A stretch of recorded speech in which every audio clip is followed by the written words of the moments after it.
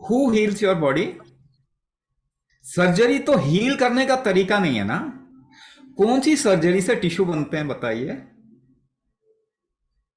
कौन सी दवाई से बॉडी हील करती है? ये आपने कैसे सोच लिया? क्योंकि आपको कहीं ना कहीं पढ़ाया गया है ना। भाई कोको कोला पी के कॉन्फिडेंस आता है।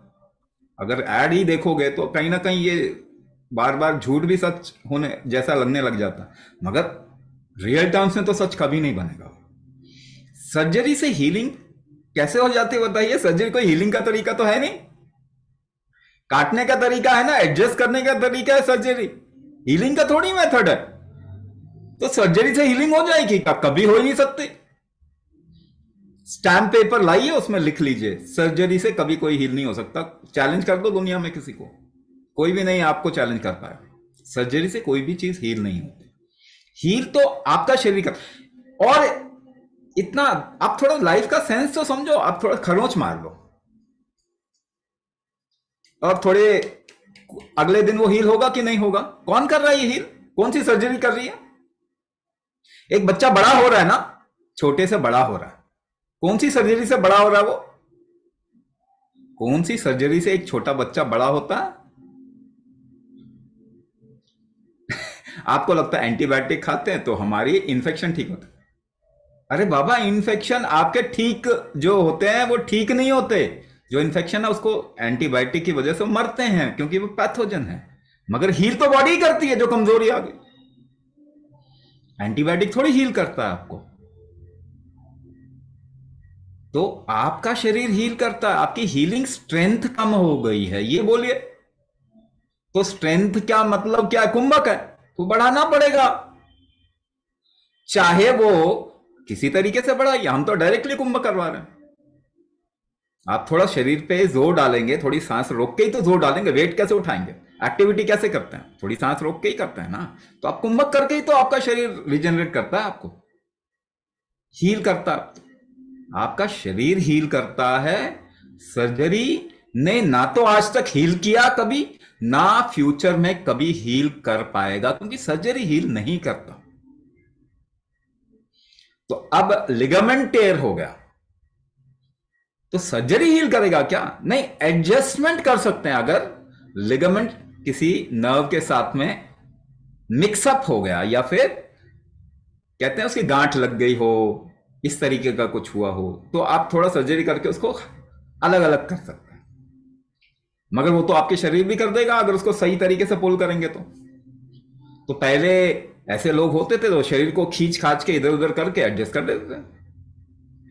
नॉर्थ इंडिया में उनको जर्राह कहते हैं, पहलवान लोग करते थे ऐसा।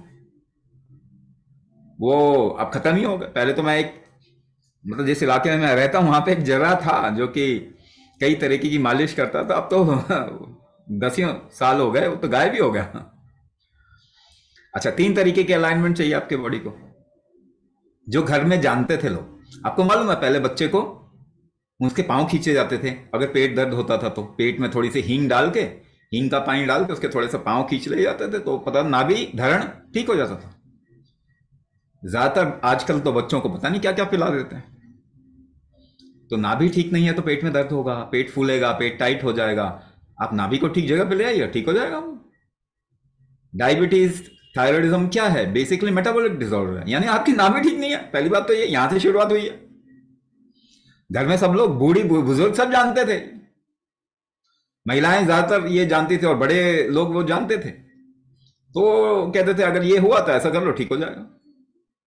पाँव को झटका मारो जरा नीचे, चेक करने का भी तरीका था। मगर अभी तो खत्म कर दिया हमने। साइंस को हम साइंस नहीं बोल रहे, और जो साइंस नहीं है उसको आप साइंस बोल रहे। ऐसे कोई थोड़ी ठीक होगा। अच्छा, नाभि, कौड़ी, चेस्ट का मिडिल पार्ट, जो बीच की हड्डी चेस्ट की में नीचे देखेंगे ना, जहां रिबकेज मिल रही है, वहां पे एक हड्डी उठी होती है तो उसे कौड़ी कहते हैं। उसका अगर एडजस्टमेंट ठीक नहीं होगा तो क्या होगा? आपको लंग से रिलेटेड और हार्ट से रिलेटेड प्रॉब्लम आएगा। तो आज कौन ठीक कर रहा है इसको? कोई भी नहीं। तो heart disease number 1 cause of death है ना। कोरोना में कितने लोग जिनको अभी रहना चाहिए था नहीं रहे, क्यों? क्योंकि लंग पे प्रेशर झेल नहीं पाए।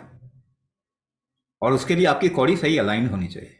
दूसरा फिर आपका आता है स्ट्रक्चरल अलाइनमेंट, यानी आपके स्केलेटल सिस्टम जो है ना, उसका एक अलाइनमेंट है। गाड़ी ऊबड़ खाबड़ जगह में ले जाते हैं, फिर व्हील अलाइनमेंट कराते हो ना, व्हील अलाइनमेंट की दुकानें हैं, बॉडी के अलाइनमेंट की दुकान नहीं है कोई भी। होना चाहिए ना, इसलिए नहीं है क्योंकि ये तो हम जानते थे पहले, बड़े आसानी से करते थे। तो इसे कहते हैं नले, नाभि कौड़ी और नले। जो थाई का इनर पार्ट है जो हिप से लगा हुआ है ना, वहां पे नले होते हैं, जिसकी वजह से आपके लेफ्ट और right side of the skeletal system, skeletomuscular, musculoskeletal system align रहता है। इसी की वजह से आप देखेंगे सियाटिका की सिचुएशन, सियाटिका की प्रॉब्लम बहुत ज्यादा आज के टाइम पे देखने को मिलती है, क्योंकि आपका लेफ्ट एंड राइट अलाइन नहीं हो रहा। तो जो हम सिखाते हैं आपको मॉड्यूल, उसमें 3 चीजें सिखाते हैं। 2 चीजें आप सिंपल बैठ के कर सकते हैं, कहीं आपको ज्यादा हिलने की जरूरत ही नहीं है उसके अंदर। एक में तो बिल्कुल भी हिलने की जरूरत नहीं, एक में थोड़ा बहुत हाथ माथ इधर उधर हिलाने की जरूरत है, मगर बैठ के कर सकते हैं। तीसरा एक चीज करते हैं जिसे कहते हैं मर्म विन्यास। ये मर्म विन्यास में हम आपकी बॉडी को, देखो आप अंगड़ाई लेते हैं ना, अंगड़ाई लिया तो होगा सबने, उसमें करते क्या है आप, अंगड़ाई बॉडी को अलाइन करने का एक सिंपल सा मेथड है जो कि बॉडी खुद करता है अपने, है ना। आपने ऐसे हाथ को खींचा, आपने शरीर को खींचा, आप नॉर्मली कुत्ते बिल्ली को देखते होंगे ना, पूरी बॉडी को ऐसे स्ट्रेच करते हैं। तो जब अंगड़ाई लेते हैं सांस रोकते हैं क्या, सांस रोक के ही टाइट करते हो ना। कुंभक से ही तो अलाइनमेंट करते हो आप, कुंभक से ही अलाइनमेंट करते हो आप। तो बॉडी में हम अलाइनमेंट अगर नहीं करेंगे, फिर ये बॉडी में प्रॉब्लम आएगा, तो फिर इसकी क्या गलती होगा, होने भी नहीं दे रहे हम। तो ये मर्म विन्यास में यही सांस को रोक के ना आपके बॉडी का एक मूवमेंट किया जाता है, जिससे कि आपके बॉडी में कई चीजों का अलाइनमेंट किया जाता है। उसमें एक सिंपल सा प्रोसेस है जो कि नाभि कौड़ी नले तीनों चीजों का अलाइनमेंट कर देता है। तो ये आपको सिखाने की जरूरत है, आपको ट्रेन करने की जरूरत है इसमें, वही हम ट्रेन कर रहे हैं आपको एम्पावर करने की कोशिश कर रहे हैं, ठीक है ना। तो अब एक बात तो आ गई कि जैसे सिंपल सा बोला मैंने, अलाइनमेंट करना है, मगर केवल अलाइनमेंट करने से काम नहीं चलता। देखो आपका लिवर आपके हार्ट के बगैर काम करता करेगा क्या, नहीं करेगा। हार्ट किडनी के बगैर काम करेगा, नहीं करेगा। किडनी लंग्स के बगैर काम करेगा, नहीं करेगा। तो एक होलिस्टिक अप्रोच भी चाहिए ना। आपके घुटने खराब हो गए, घुटने की प्रॉब्लम नहीं है, लिवर की प्रॉब्लम, आप लिवर पे देखोगे ही नहीं। तो एक होलिस्टिक अप्रोच चाहिए, फिर एक प्रिसाइज ट्रीटमेंट चाहिए। ये दोनों को कंबाइन किया तो एक जेनरिक चीज आपको सिखाते हैं, और फिर आपके शरीर के अंदर कौन सी शक्ति, कौन सा स्ट्रेंथ कमजोर हो गया, उसके लिए डायग्नोसिस करते हैं, उसके बाद कस्टमाइज कर देते हैं। इस तरीके से हमने एक पूरा होलिस्टिक अप्रोच बना दिया। आपके हर एक ऑर्गन को रिजुवनेट भी कर रहे हैं, साथ में जो प्रिसाइज ट्रीटमेंट, एक पर्टिकुलर शक्ति कम हो गई जिसकी वजह से ड्रॉप फुट हो रहा है, घुटने खराब हो रहे हैं, या कमर में इशू आ रहा है, या न्यूरोमस्कुलोस्केलेटल इशू आ रहा है, उसको भी एड्रेस कर रहे हैं। इसीलिए इसके लिए आपको ये एक गाइडेड एटमॉस्फेयर में ही करवा सकता है, ऐसे नहीं करवा सकता। ऐसे करवाते होते तो हम भी बोल देते ये 5 प्राणायाम करो सब ठीक हो जाएगा, मगर ऐसा नहीं होता ना। तो इसीलिए ट्रीटमेंट थेरेपी चाहिए, और वो भी गाइडेड तरीके से चाहिए।